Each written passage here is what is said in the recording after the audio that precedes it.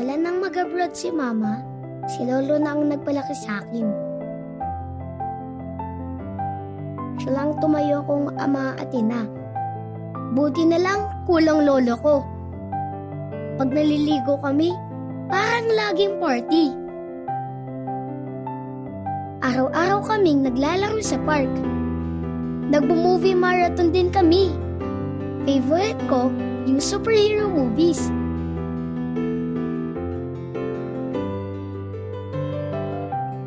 Buti na lang talaga, lumaki akong kasama siya.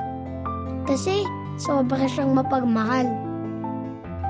Kung kaya ko lang sanang sabihin kung gaano ko rin siya kamahal.